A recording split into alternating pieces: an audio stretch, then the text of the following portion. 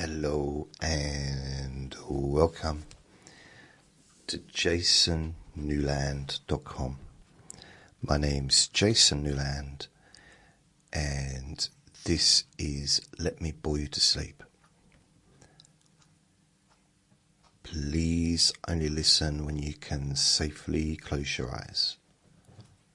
Yeah. Only listen when you can safely close your eyes. I keep hearing sirens. It's a long way away. It might be just on someone's television. I had a bit of a headache today. Not like anything major, but just a little bit of a groggy head. Almost like very, very mild hangover. It's not a hangover because I don't drink alcohol, but it's kind of just a little bit. I don't know. I did have a fizzy drink last night, and maybe that's what it was. It was a bit too much sugar, so that could be it.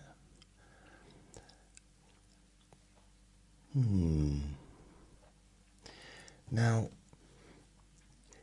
I was going to do like a Saturday summary today, and I won't be uploading this tonight because it is currently 9:15 in the evening, which means when I finish this, I'm gonna go straight to bed. Oh yes.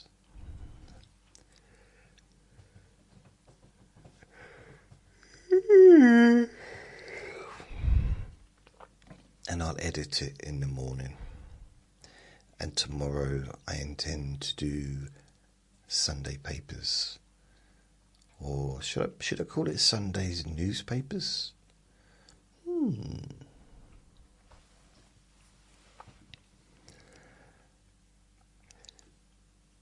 Today, I said I was going to talk about the week, but something happened today which was very unusual. Bearing in mind that when I leave my home, I go as far as the park, and then I come home. That's kind of it. I woke up quite early this morning.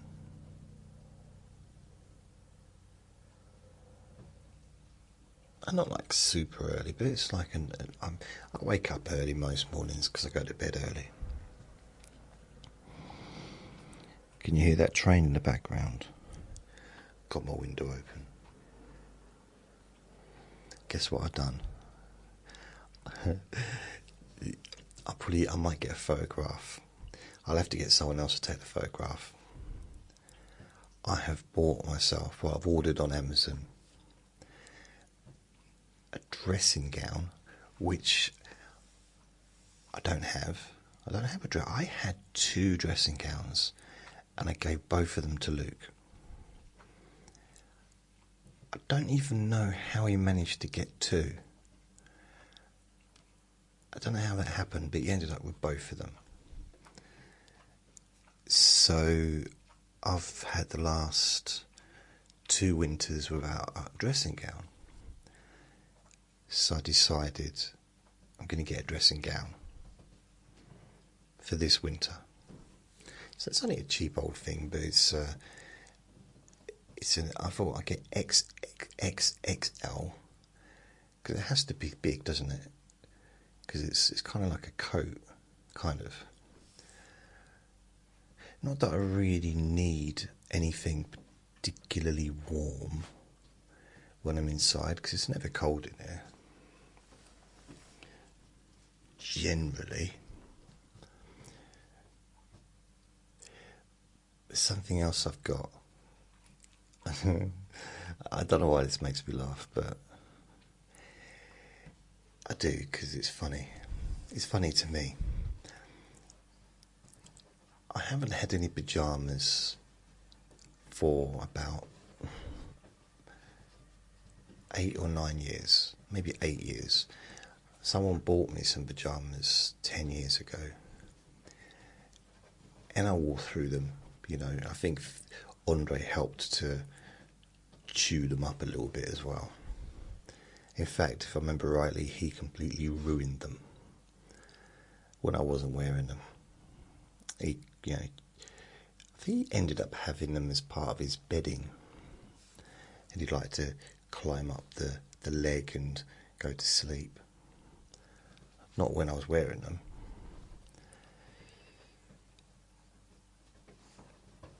And for the last 8 years, I've been thinking maybe I should get myself some pyjamas. Now, when I say the last 8 years, I don't mean solidly. And I've just been sitting here the whole time. Should I get some pyjamas? I need to get some pyjamas for 8 years, because that'd be more of a waste of my time than how I've spent the last 8 years, mildly.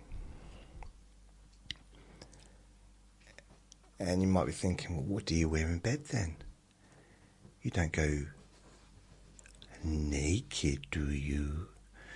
No, I don't do naked. What I do is, in the summer, I will get down to just underwear. If it's really hot, like if it's like a really hot night, I will take my thermal pants off, my thermal shirt and my big socks. But other than that, just underwear when it's hot. In the winter, or when it's not hot, I wear tracksuit bottoms and a t-shirt. My chair's very creaky today.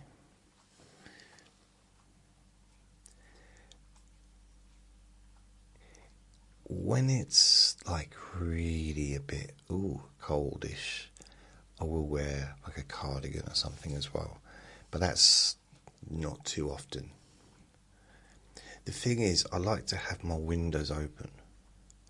I don't have it wide open. I've not like got a blizzard blowing in, but it's open like on the latch, if you know what I mean. So just so there's some air coming in. I like a bit of air. Like I got the window open over there, and it's not just because it's fairly mild. I'd have the window open in December and January, regardless of the temperature, because I need to have air coming in. Shall we say air one more time? Air. One more time. So what I've done is I was looking for I didn't want to get standard pyjamas. I didn't want anything with buttons. I didn't want anything which was a two-piece, because one of the things that bugs me a little bit about pyjamas is I find that and also with the flappy ears tracksuit bottoms, is the bottoms of the tracksuit bottoms keep riding up my leg. I'm continuously trying to pull them down with my toes. And it's just a cause of a little bit of frustration sometimes. Not something that I need to be concerned with during the summer when I've got no tracksuit bottoms on.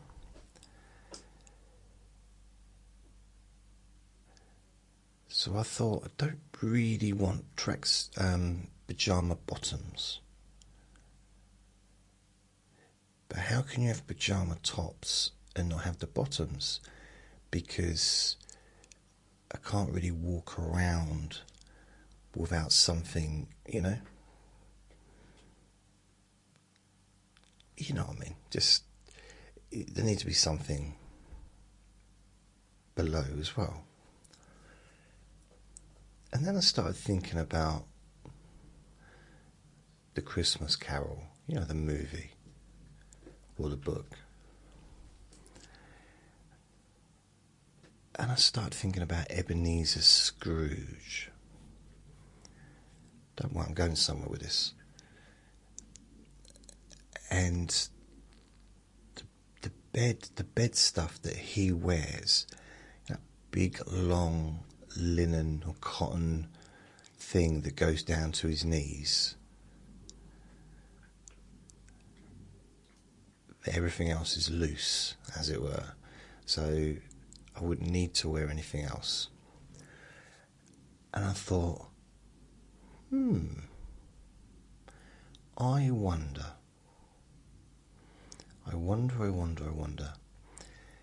So I went on to,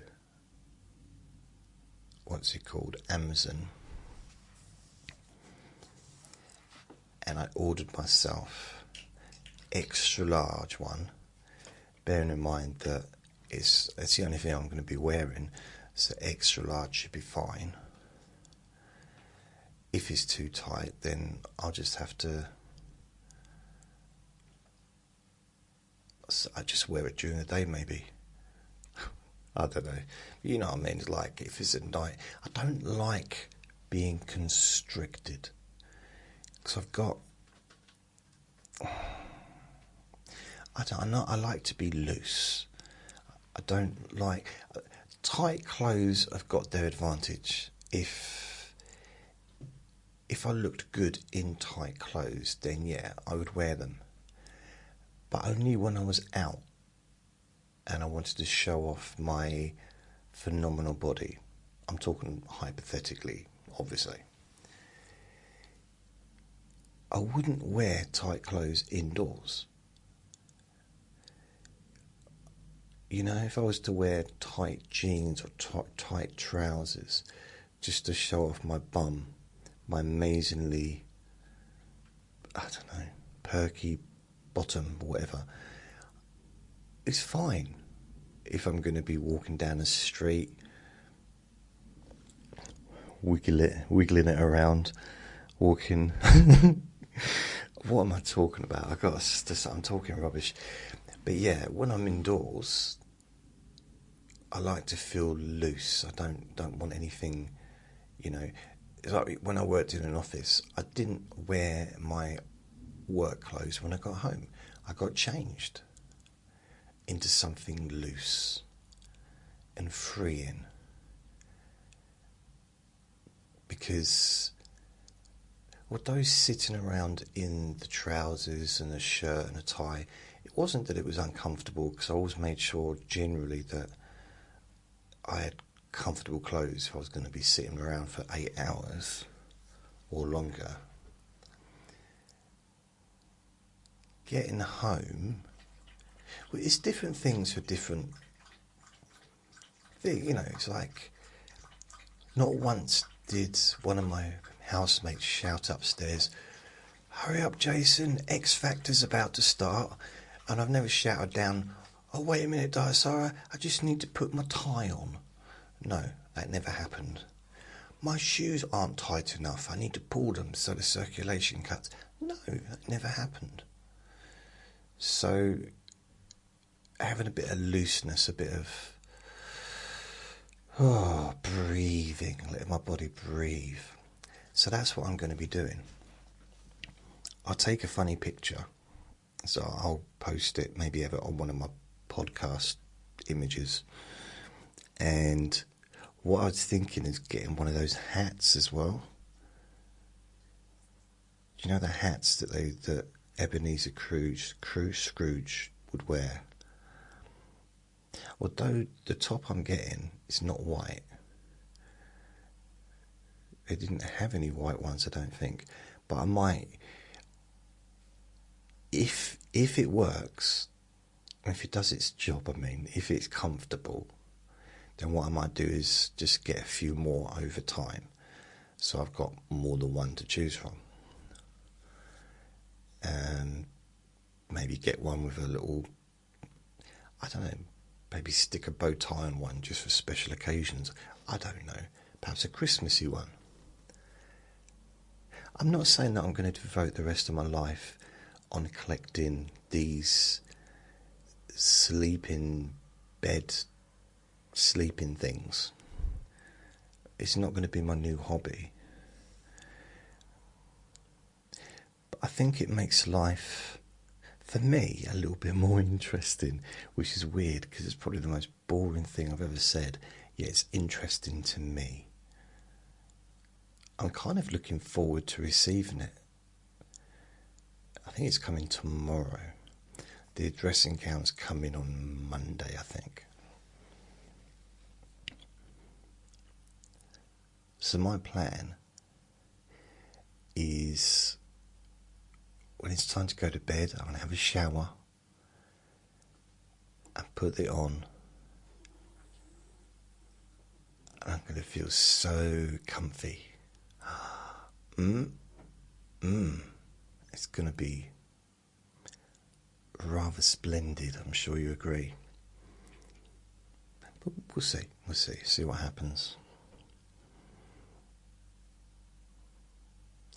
I think a nice pair of slippers would be nice as well, because I'm wearing these Crocs, which are okay, to go outside in if they weren't pink.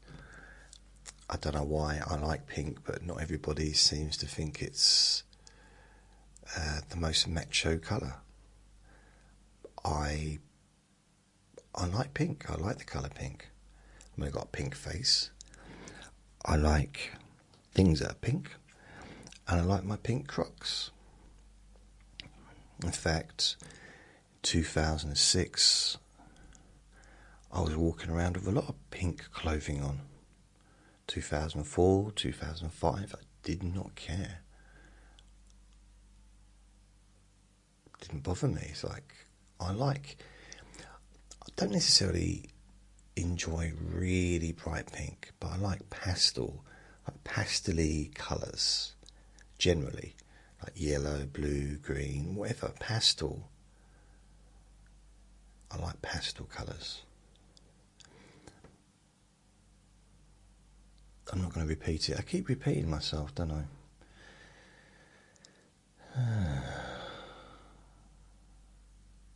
So really, the rest of this week, I'll talk about what happened today in a minute.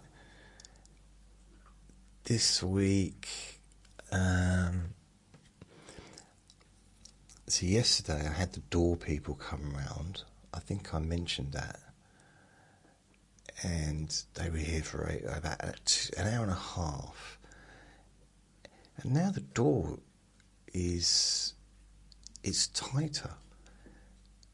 It doesn't, I mean, it still closes, I can lock it, but it's tighter now. It's almost like it's had they've tightened it. I'm not sure how to explain that. It just feels different. But then if someone spends an hour and a half doing something, you'd expect there to be a difference, wouldn't you? I suppose.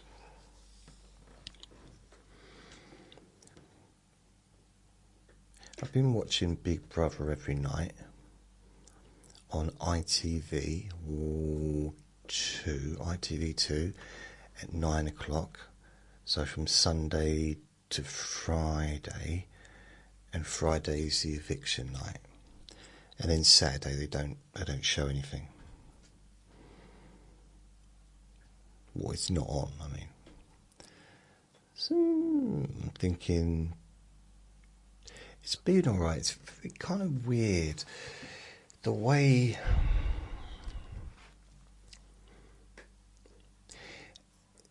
the people, and I've noticed this just in the last couple of years in Big Brother, and bearing in mind I'm not really around many people generally.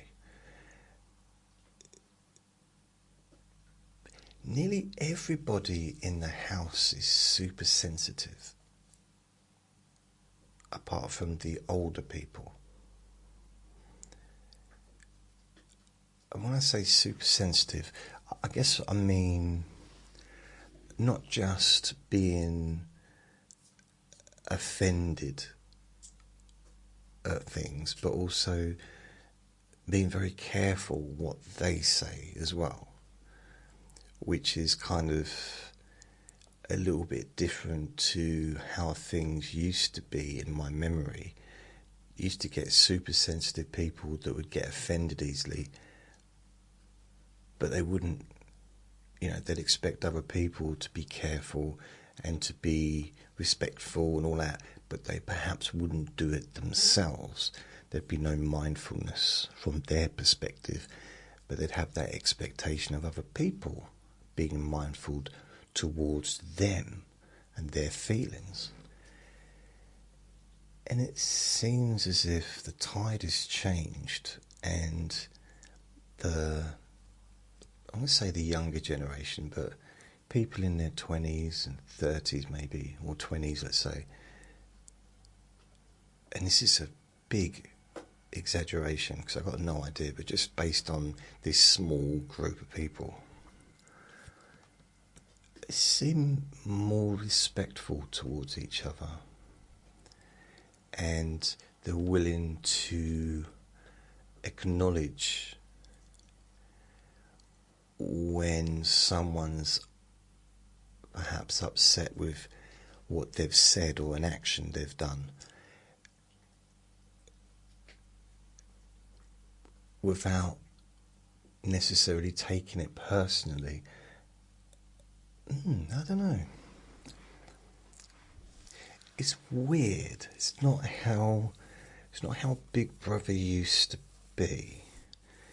And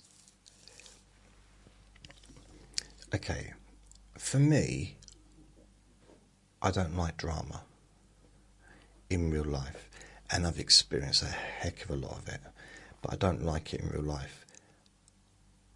I do like it on television, but that's the only place it should be. Like make-believe. For me, I don't want it. I've had enough. I don't want any more of it. I've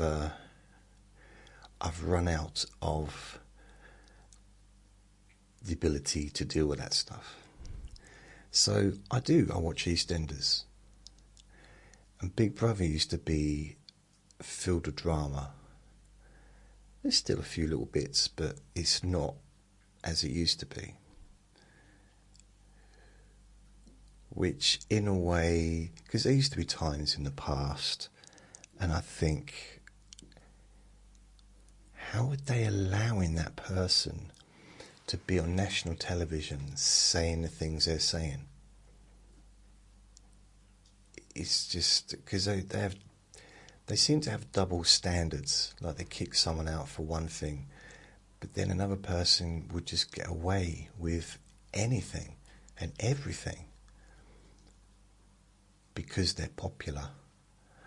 I mean, there was one episode, or one season rather, series, quite a few years ago, and there was this a contestant, and she was nasty. It was quite funny as well, but she was really nasty at times, like quite often, and she won the whole show. It was like, what? So it was, if I look, so I want to check it up now, so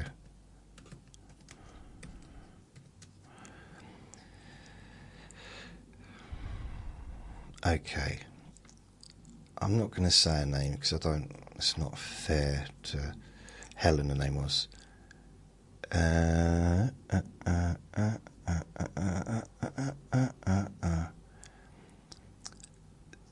So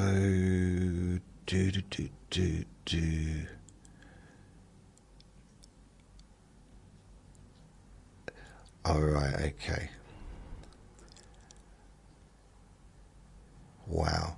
Yeah, so she won Big Brother 15 in 2014. And then she returned in 2000, I think the next year, maybe. as part of, like, just for 2 weeks as part of some kind of thing.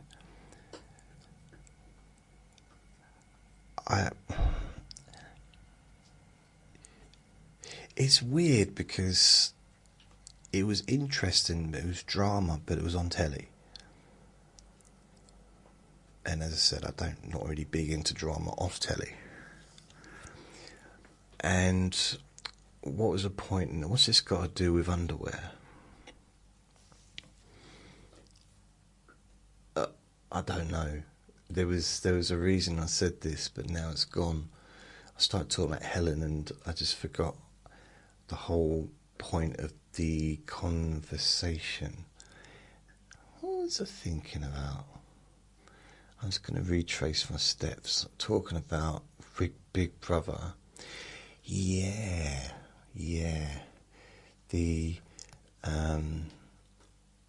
I've got 2 big brothers. One's 2 years older than me, and one's 4 years older than me. And all of our birthdays, and my younger brothers, are all within a month of each other. Obviously not in the same year, but every year, if that makes sense. So when my little brother was born the day before my 8th birthday, and then my first older brother was in August, a week later, roughly. And then my other older brother was a month, or less than a month after my birthday. So within a 4-week period, all 4 of our birthdays were.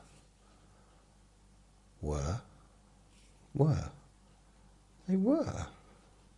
They still are. We're all still here. So yeah. Oh no. Don't have to do Q&A Friday yet, because I've only just done it. Tomorrow. It's not tomorrow, it's only Saturday today. Why do I keep thinking it's Sunday? I don't know.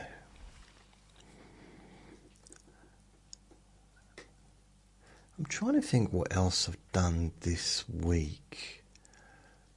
I did my laundry. I ordered some food, groceries. I did the rubbish.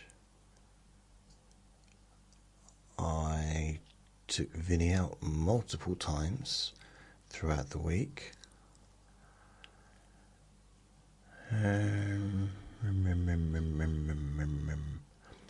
I was supposed to meet a friend today, but I just didn't feel very well yesterday. And kind of lucky, because I woke up with that headache today as well. But then, okay, I'll talk about today because it's really weird. So I woke up, felt a bit ugh. Got up, had my breakfast, and then Vinny started barking at 6 o'clock this morning. Like really barking. Did you hear him? He started growling at me. Don't growl, Vin. Vinny started barking at 6 this morning. He was really going at it. Did you hear him growl just then? Don't growl, Vinny. Don't get upset with me. And then at 8:30, we went out, roughly. Because I listened to one of my recordings for about an hour and 20. Yesterday's recording, I listened to about an hour and 20 minutes of it. I fell asleep. I completely fell asleep. I was listening to it sitting on the couch thing, and Vinny was, I don't know if Vinny was sitting next to me or if he was in bed, I can't remember. But yeah, the 6 o'clock, that was like, come on, mate. No one needs that. I mean, there's people around here that work. They don't need to be woken up on a Saturday at 6 in the morning. And that's the thing.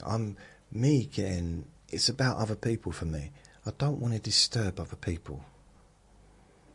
Him barking at 6 o'clock in the morning doesn't affect me, myself, unless I'm asleep. But other people, and that affects me because it's not fair on them. But then he's also a dog and he can't help it. I don't know what it was that triggered him.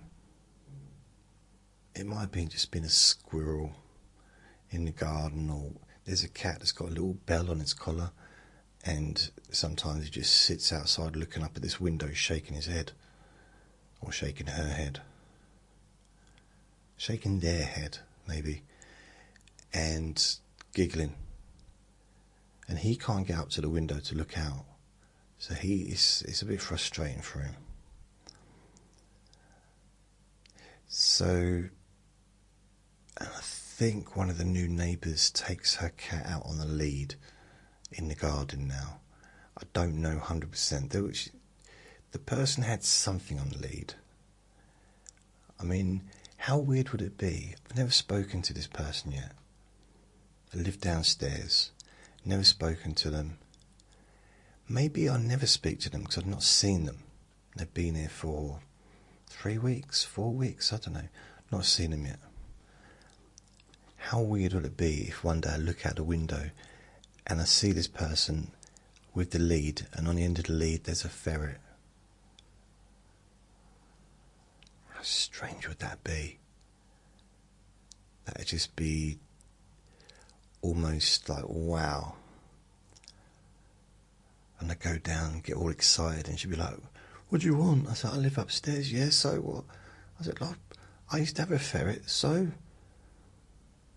But we're ferret lovers."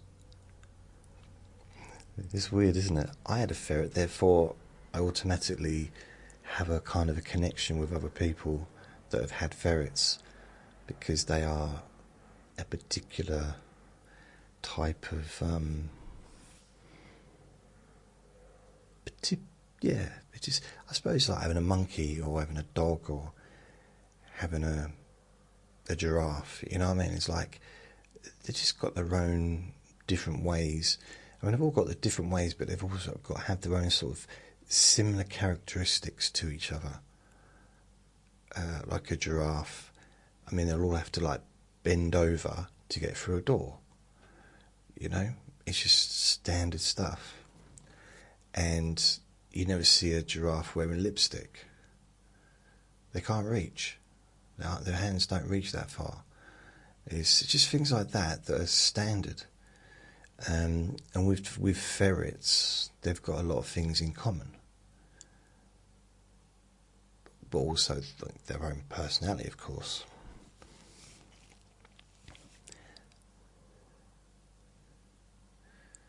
I did wonder whether or not it'd be a good idea to get another ferret.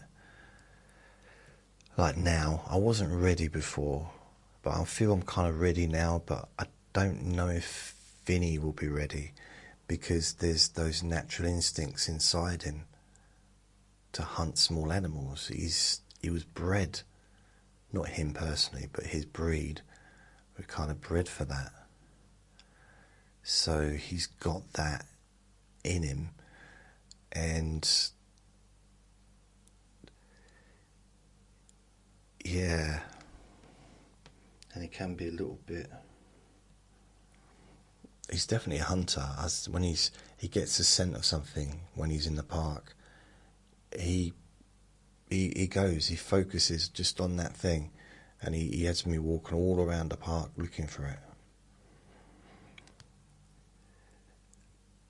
Okay, what I was going to say. No,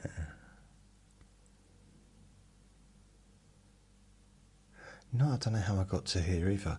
So, yeah, I've taken Vinny out this morning. I took him out about 8:30. Was there anyone else around? No, there was. There was a couple of people around, and I spoke to someone for a little while. Another dog walker had 2 dogs, but she wasn't sure if they would be friendly to Vinny. And Vinny was so good, he just, sat down with me, looked at the dogs were looking at him, and we were talking for about 10 minutes, and then Vinny decided just to start barking.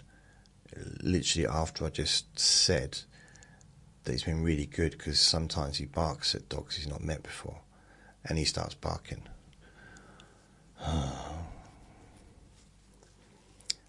And we get home, and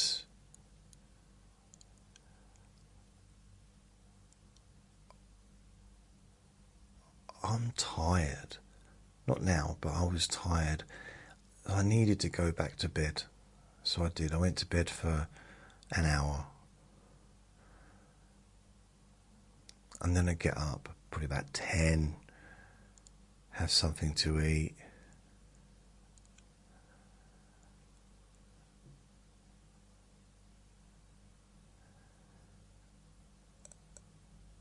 and my head's still a bit weird, and I end up going back to bed again, probably about 12 or 11, probably about 12, for a while. But this was weird because basically I had my breakfast, had something, he was laying next to me, I'm watching TV or something, I don't know what it was, and I get up and I go out the door, the living room door is opposite the window. But then if you don't know where the window is, I suppose I should tell you where the window is. The window's opposite the door.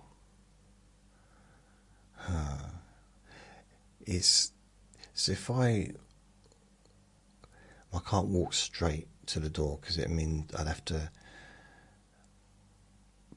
do some kind of particle separation, because I have to walk through the table. So if I walk around the table and the door's on the left, go out of there, and that's where the door is. Now, all I want to do is go to the toilet. So I just go, open the door.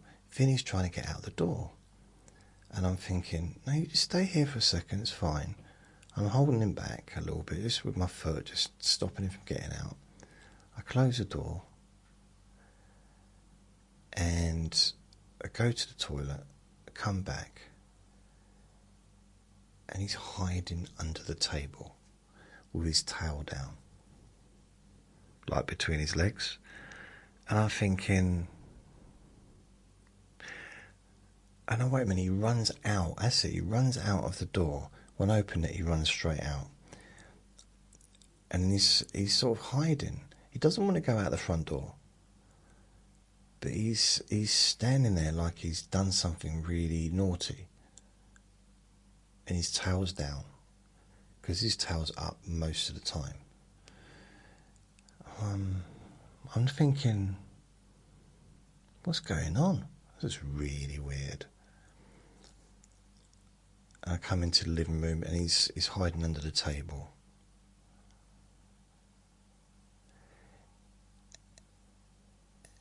And I sit down on the settee and I call him, and he won't come to me. Weirdly enough though, he'll let me go to him and stroke him, because quite often if he just like, go away, but he wasn't doing that. So I was stroking him, saying, what's going on, baby? You okay? And he was just looking at me. I really didn't know what was going on. I was getting a little bit concerned. So I went into the bedroom. I thought, I'll go in the bedroom with him, close the door, he'll get on the bed, he'll cuddle up, and hopefully that'll, he'll feel better after having a little cuddle and sleep for an hour or something. Well, he didn't do that either. He waited till he thought I was asleep, and then he crawled over my legs and sat near the wall, and he was just sitting there looking, like almost like staring at nothing.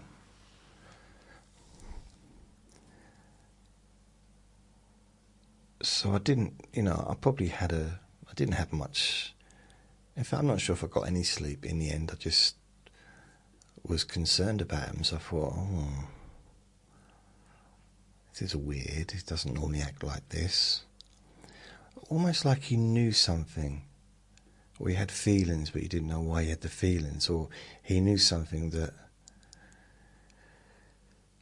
I don't know. And I don't know, really, very, very surprised, very confused.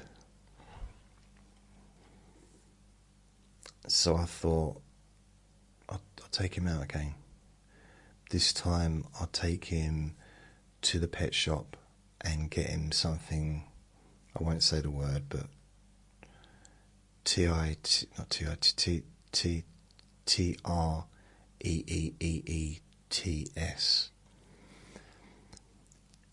which is his favourite thing in the world, to go into the pet shop.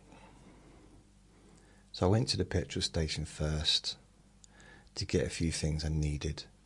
So I walked up there. Then I'm walking back, and there's a man. So we've not got to the pet shop yet. And the traffic's stopped.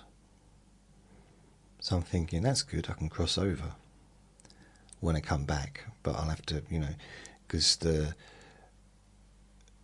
side that the petrol station is the same side that the pet shop is. There's also an Indian restaurant there as well. And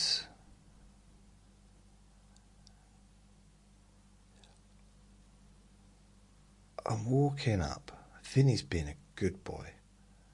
He's really been good, and he seems happy again because he's out. It's almost like he's got to bounce back in his step. He's pulling and he's just being his normal self. And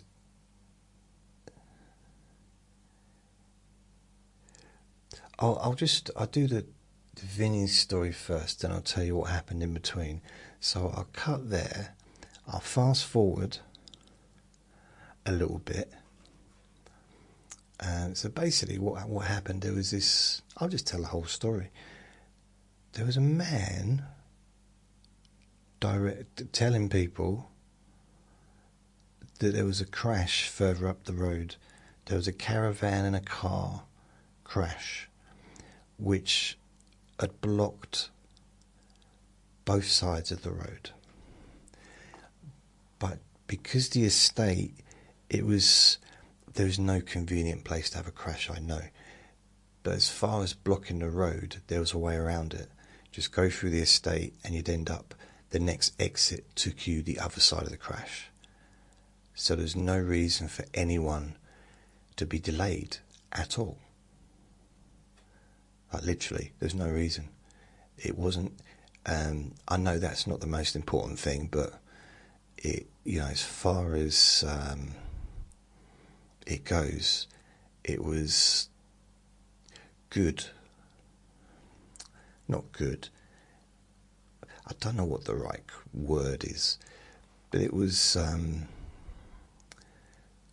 probably the least inconvenient it could have been for other drivers, in a sense of a road being blocked, because that part of the road was completely blocked.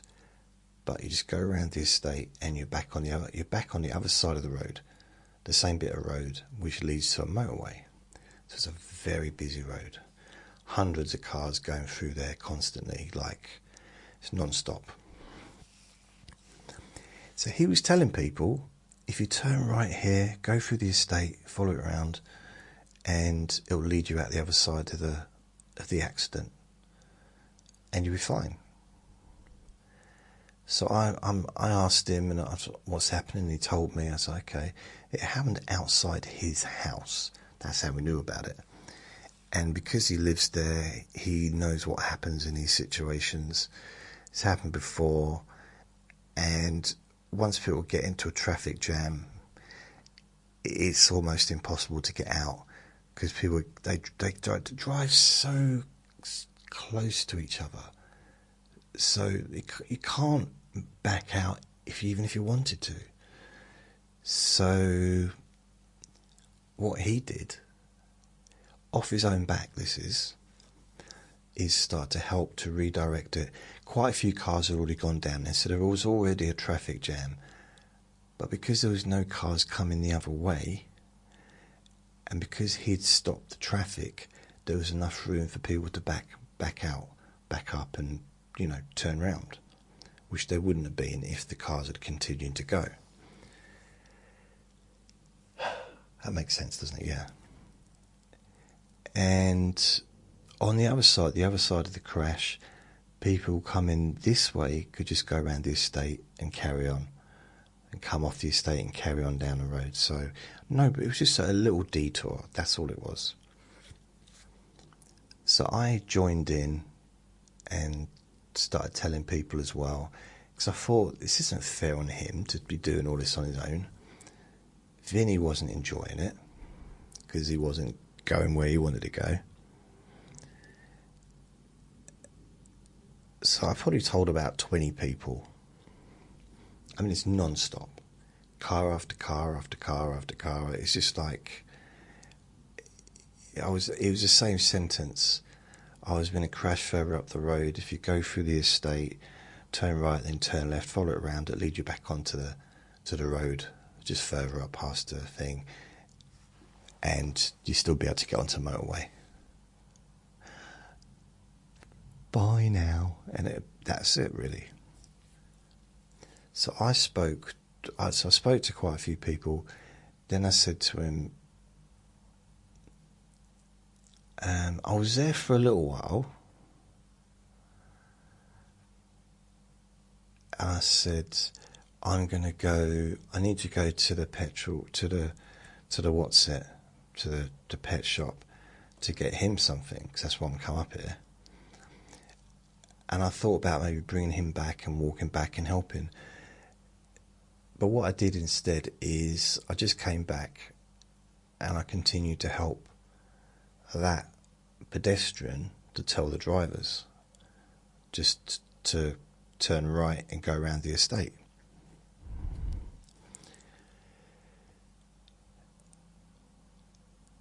No police turned up to do it, or to just put a sign, road blocked. It was as simple as that. It didn't have to be there, just put a sign up in the road blocked, turn right. You know, it would have been just, but nothing. They didn't do it. And so I came back out. I got Vinny's what he wanted. Oh, I remember something else I got him, and it should be defrosted now. And then I came back out,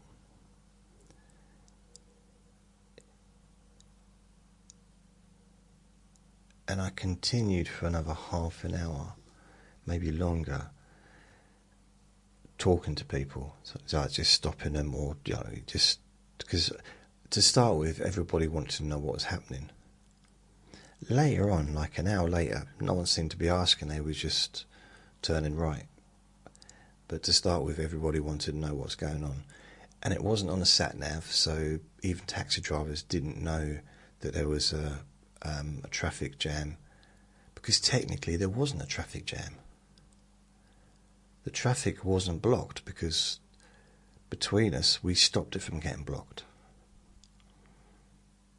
There's a hero. And what was weird about this whole situation is it was kind of like a survey of the public population. In a way, or maybe the driving population, whatever you want to look at it. is nearly everybody was friendly, but not everybody. There was one person, they pulled their window down and said to me, "What's going on?" I said, "Oh, there's been a block up the road." So she was in the passenger seat. Whoever was in the driving seat just drove off while I was literally mid-sentence. I was like, really? I had about probably 10 cars just drive straight through. Some didn't stop. We were trying to stop them to let them know to not go down there. I actually spoke to a couple of people, told them, and they still drove through. And then turned round and had to come back. A couple of them actually waved to me. Like, I think just to apologise or something. But it was just one of those things, you know. But there was a lady who also came and got helped out. She lives like opposite in the road opposite. And the other bloke went into the estate to guide people to go which direction they needed to go, so they didn't turn the wrong way. And she stood in the middle of the road. And what I did when I was mostly was I would talk to people, tell people, and I'd point and put my thumb up like that way. She would like stand and point. So between the two of us, we managed to get a lot of traffic moving really steadily as it would have done normally, really. A bit slower, but steady. And at this point, I said, look, we've got to find out what's going on. We need the police to be doing this, not us. This isn't, this isn't a job for us. Just as far as how some people can be, and also what if you can't do this for the next 6 hours? The police need to come and put a sign up or something. So I said, what I'll do, I'll walk up. It wasn't a long distance, about a 10-minute walk. I'll walk up, speak to the police and see if they can send someone over or drop a sign off or something. So I walk up there. And there's this caravan. It's blocking both sides of the road. It's like sideways, a lot of glass on the floor and stuff. I don't know quite I don't know what the damage was. I mean, there was definitely damage to the caravan. It was one of those big caravans that you drive. Yes, not one that you pull. And there was 2 police cars. One was a roadside police, another one was just, like a general police car.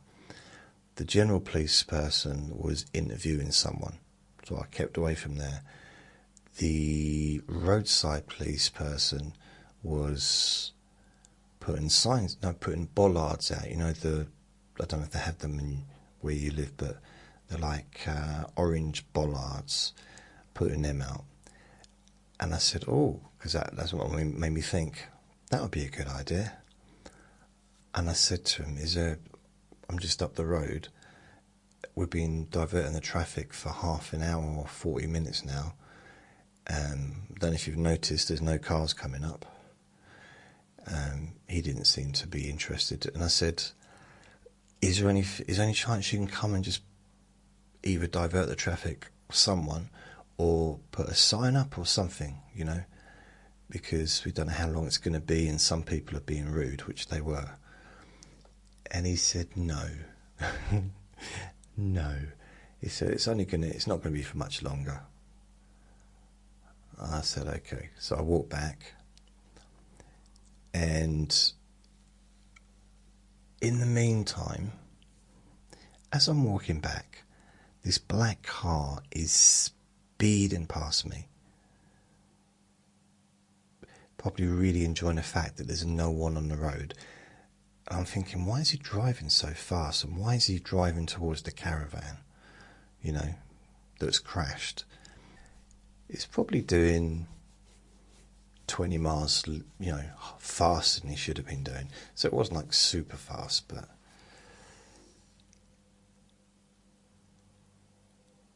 And then I kind of, by the time I get to where the lady is that's standing in the middle of the road, she said, oh, here he comes. I said, what? And I see the black car that was speeding past me, and now it had turned round and we're coming back. And she told me what happened. Basically, she was trying to get people to turn right, and this bloke had a go at her, saying, you're not the police, you should be wearing high-vis vests, you've got no right to divert the traffic. All of those things were correct. I mean, it's spot on, it's true. We are not the police, we weren't prepared for this situation. I didn't go out with a high-vis, whatever. I didn't train to be a police officer just in case this happened. No training. I've had training in diverting traffic, but that was when I was security guard.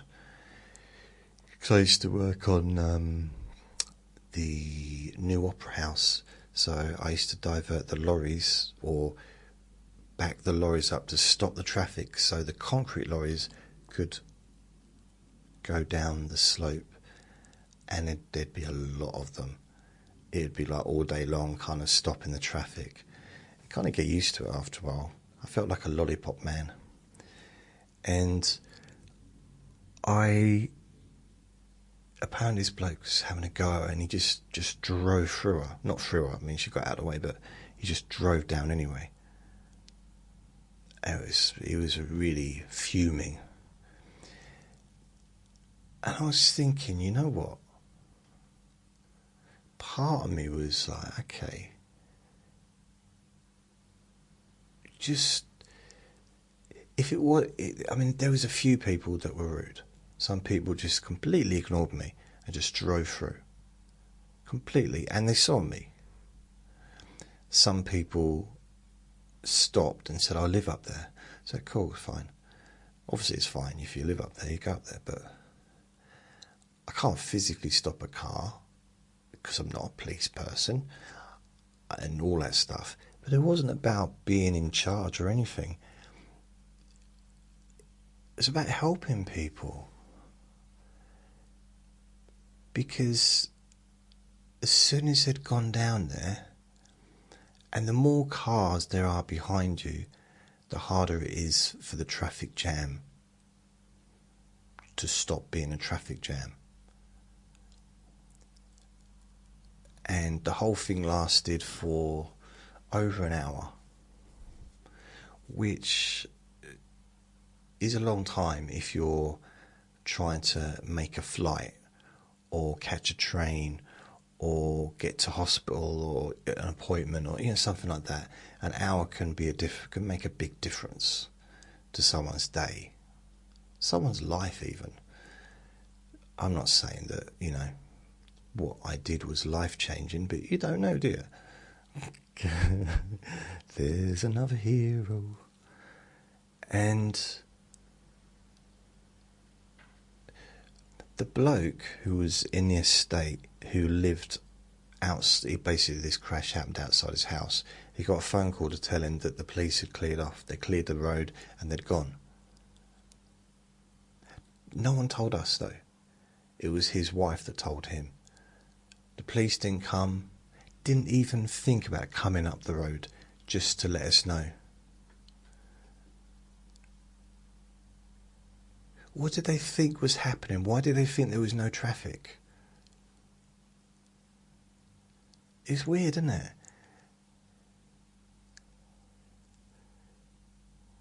I mean, they didn't have to have a diverted traffic the other side because everyone could see this big caravan was blocking the road. But I think they did have like go that way, divert. But they didn't even think about coming to the other side, and didn't question. Well, they didn't question why, because they knew there was people up there doing it. But they didn't come and tell us. It reminds me of about 2007. My job was to listen to phone calls, compliance, and just make sure people were doing the correct job and all that stuff. And my boss, like the big boss, not my boss, well, he was everyone's boss, he came up to me and he said, "Juicy, do us a favour." I said, "What's that?" "What's that, pudding?" He said, "Can you..." I've never called anyone pudding in my life. He said, "I need you to find phone calls for this person between..." It was like, I think there'd been a complaint and I had to find out. And it was kind of find all the phone calls from this person for a period of time. It was quite a big task. It's a specific phone call, so I was really looking. So I'm doing this for about 3 hours. And I find it eventually. Bearing in mind I've got my own work to do. But that doesn't supersede the boss, you know. So, and I said, "Look, Pudding, I found the call." He said, "Oh, don't worry about it. It's all sorted now." And I told him off. I said, "Well, why didn't you tell me?" And I started telling him off, like, just, like, and I realised, oh, perhaps I shouldn't. And then I remembered I'd given my notice in a month earlier, so I was, well, 2 weeks ago, so I had 2 weeks left. And I realised I can kind of do what I want, really, can't I?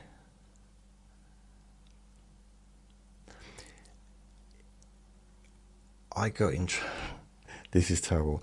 I got in trouble for spreading rumours. Now, I wasn't spreading rumours. I wasn't. All I did was I spoke to the biggest gossip in the company, and I just said something, and it was like, "I don't believe that's true. I don't believe it's true." And everybody in the company's talking about it, and the big boss calls me into his office. So at this point I've got about 8 days left to work, and he calls me and he said, "You've got to stop doing this, you can't be spreading rumours." I said, "I've not spread no rumours." He said, why are you telling people?" I said, "I've not told anyone. I'm not telling people, I'm not going around telling people." He said, "But Steve said..." Yeah. I said that I didn't believe it was happening. Now, what I didn't know, it was about, I want to say it was about, what I didn't know is the thing that I made up was true. So the boss was not happy with me, because now everybody on the workforce was talking about something that was going to happen, and he was denying it, but actually it was going to happen.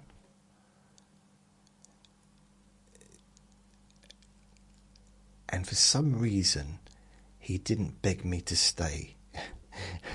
He let me do my last 8 days and just leave.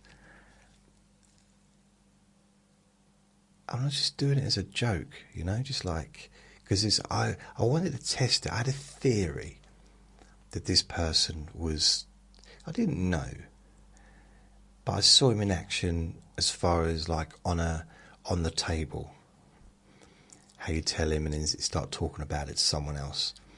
So I thought, I wonder if the sales floor would spread all the way down to admin, and the customer service and renewals and the accountancy department and ultimately the management. And it did. And I found that quite amazing, just one conversation over the water cooler or the coffee machine. And it spread. And it was true. I didn't know it was true. I just made it up because I knew, because he'd done something. I don't know what he'd done, but it was just a joke, basically, you know? It's just a silly joke. Okay, I'll tell you what he did. He gave me, for Christmas, a lottery ticket. And it was one of those, like, scratch card things. And I won 50 grand. It was one of those, basically, Secret Santa things, you know, where you give people presents.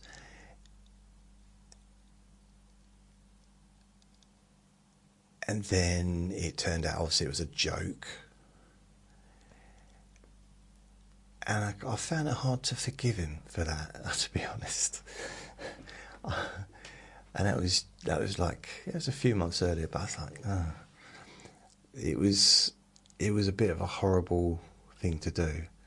A bit of not nice. But then, what I didn't know is someone else also did the same thing and gave it to someone else. Now, they give it to the wrong person. Okay, so they must have all got together and said, whoever you get, we'll give them a scratch card. Now, I'm just sitting doing my work. This is when I was on the sales floor at this point. Wow, that's like a year or so before. Blimey, I kept that grudge going, didn't I? Anyway, the person, I can't remember who gave it to him, but this person who was on the sales floor scratched a card, said that he'd won 50 grand. Now, he acted differently to me. I kind of, a first bit of like, wow, and then, obviously it's rubbish. That's when you look around, read the room. He didn't. He saw 50 grand. He'd won 50 grand. And he started, like he believed it. He really, really believed it. And you might say, I'm sure he didn't. Trust me. He started telling people what he thought of them.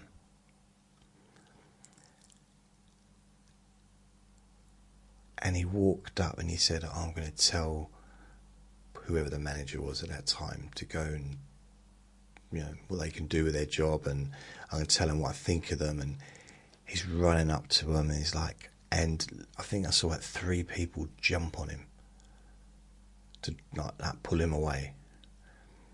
And like they actually held him down, said, it's a joke, it was a joke.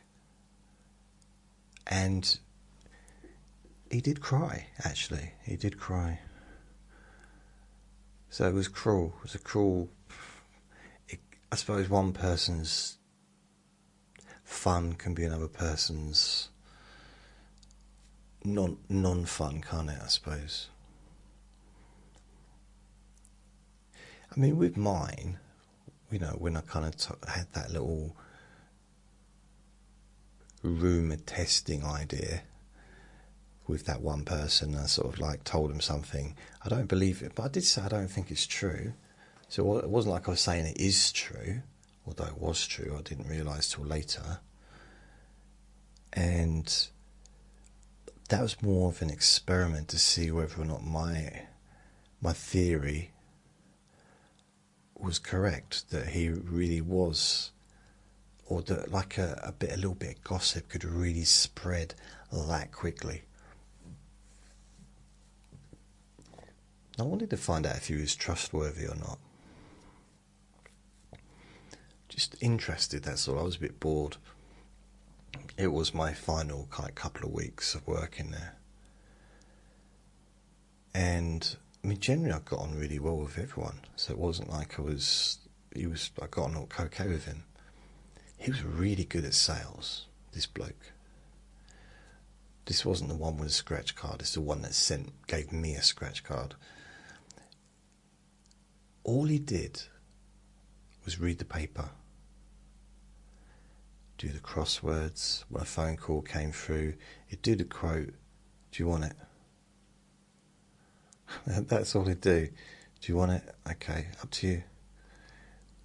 Alright, if you don't, it's a reference number. Bye. And then he'd take the next call when it came through. One of the top salespeople. He was friendly, but the least pushy person ever. He had something I'd never seen before. He really, like he didn't care. And the person on the other end of the phone could sense that he didn't care about getting the sale, that is. And that, I think that was like a positive thing. Well, he doesn't seem to be too bothered. I think it was almost like maybe the person on the other end of the phone went through that half an hour or 20 minutes of answering questions, and they felt that maybe he can be bothered to put the payment through now, and he was going to try and let someone else do the payment. And perhaps a customer was thinking, no, I just spent 25 minutes on the phone, you can do the payment, you can put it through and do all the stuff. So maybe there was some psychology in that he either was or wasn't aware of. I don't know. It's all made up, I've got no idea. But he was very good. He really yeah, do you want it? Do you want to take? See, he'd always ask for the business. Do you want to set that up? Should we get that set up? But never pushy. He said, how would I know? Well, first of all, I sat at his table and I heard him. He was at the top people's table. And I sat there a couple of times. This was one of the last sales jobs I had. And he was always on the top salesperson's table. Always. He had his permanent seat. I'd move around. I was okay, but I wasn't the top in that place. They were better than me a lot. I'd say, how many was there? 1, 2, 3, 4, 5, 6, 7, 8, 9. There's about 10, maybe 8 to 10 people on that table. And I was on it a few times.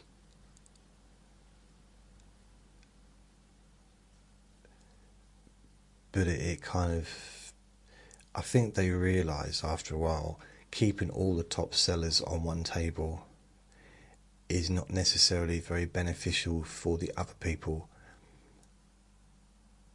because what Churchill did, and I think that was good idea, is they put either new people or perhaps struggling salespeople next to the most successful ones, and it rubbed off. It could sometimes go the other way, but generally it rubbed off. And I've noticed that they do that with me. They'd put someone next to me. And I noticed they'd start saying the same things to the customers that I was saying to my customers. Like, there'd be corny lines I'd have. I can't think of anything now, but maybe something about the weather, or just something that was a bit mundane, the odd joke and stuff. And he was like copying me, like, stop copying me. But it really improved him. It helped him a lot.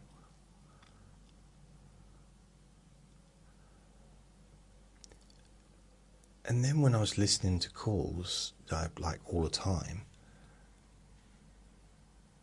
I learnt so much on how to do all of the different jobs. More so, really.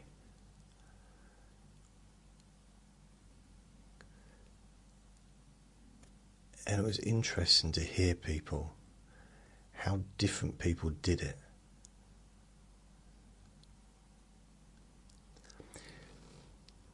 But you know, today, what it taught me, it's a bit like Mork calling Orson, you know, from Mork and Mindy. Mork calling Orson, Mork calling Orson. What I've learned today is, I can't give a percentage, but the majority, by far, the majority of people, out of hundreds and hundreds of cars, I would say, in that hour, an hour and 20 minutes, whatever it was, were friendly. So the cars, the people in the cars, were friendly. But who do I remember? The rude ones.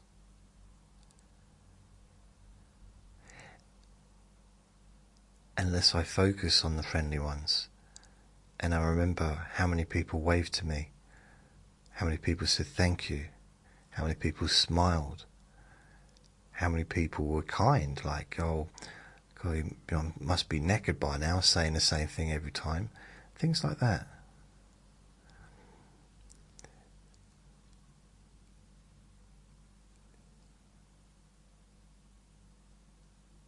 It's a kind of...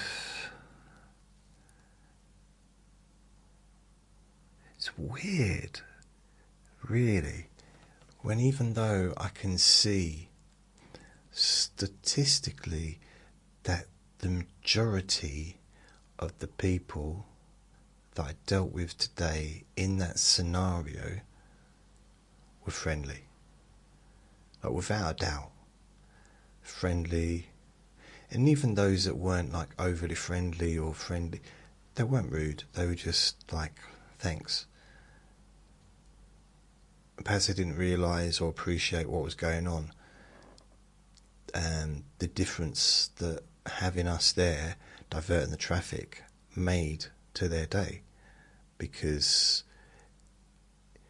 regardless of... could you imagine that traffic jam for an hour? How far that would have gone back? How long that would have took for people to get through? If we hadn't kept the traffic going for an hour and 10 minutes or whatever it was. That's a long way. I mean, that would have blocked the motorway. But it didn't. The motorway was not blocked. And do you know why I know that? Because it wasn't on the sat-nav. A taxi driver came along. He said it's not showing on the sat-nav. There's no blockages. There's no roadblocks. Because the road, although it was blocked, it didn't affect the traffic. So there was no traffic jams. The motorway was fine, both sides. All I want is some flowers and some chocolates as a reward. It did feel quite nice. I don't think Vinny enjoyed it. But, which is kind of why I was talking about to start with, when I got back, Vinny was himself again. Back to being exactly how he was before, like normally. So whatever funk he had going on late morning, whatever it was, I don't know, he got over it. And I don't know what it was. I don't know. It looked to me like he'd gone to the toilet on the carpet by accident, and he was sort of worried about the result, you know, from me. But there'd be no result. I'm not bothered. If he has an accident, it's because he couldn't help it. He wouldn't do it on purpose. It's the last... He hates... He wouldn't want to do that. So, going to get angry at him for doing that. We're all allowed to have accidents, aren't we, Vinny? Yeah. You're a good boy if you need to go on a... If I don't listen to you and take you when you need to go, then it's kind of on me, isn't it, really? But he's been cuddling up to my ankles for the last hour or however long I've been doing this recording.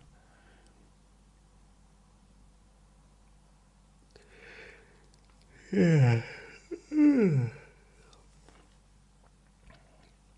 It does seem like he's in a much better space. And it's not the first time he's gone a bit weird, but it's just, I don't know. I was a little bit concerned, but he's definitely doing okay now. So what I'll do, I will edit this in the morning because it's 25 to 11. I'll edit it in the morning, process it, upload it, so it should be available to listen to by about 10 in the morning, roughly, maybe earlier.